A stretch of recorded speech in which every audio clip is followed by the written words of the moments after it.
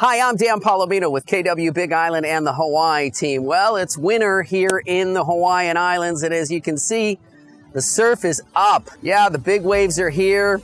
This is pretty normal for this time of year. In the summer, it tends to be pretty flat, but in the winter, all of the winter storms that are churning in the Pacific usually make their way here and send us big waves, and that's why this is a real hot spot for surfing in the wintertime. Not to mention, as you can see, the weather is spectacular. It's about 82 and sunny today, really clear right behind me.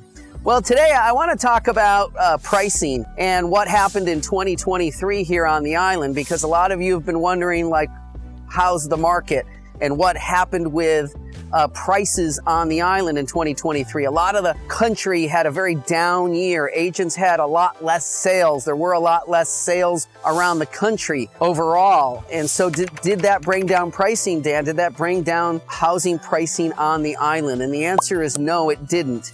Actually, housing and prices went up here on the island. And it depends where you are on the island, but I think what we're going to see when all of the final numbers shake out is that the largest pricing gains happened in the resorts.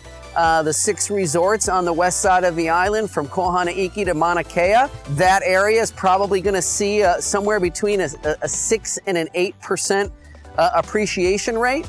There are some parts of the island that were flat, and then there were some that had a moderate gain of 3 or 4%.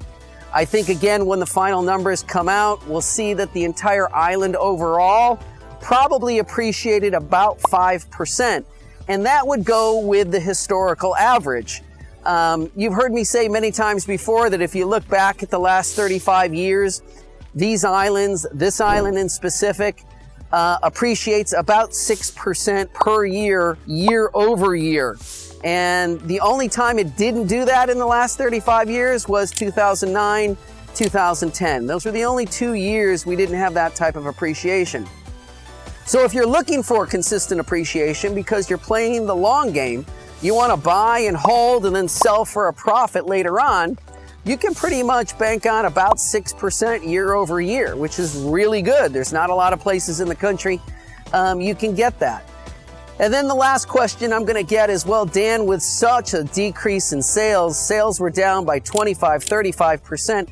Why did prices go up? And it goes back to that answer of inventory, right? We don't have any inventory, and we had less in 23 than we had in 22. And I don't really expect a very big bump in inventory here in 2024. And so prices will remain high, and they will continue to climb in the most sought after areas, right? So if you're looking for a short-term vacation rental that you can make some money on when you're not here, those properties are going to be the first to sell. They're going to sell quickly. They're going to sell at asking price or above.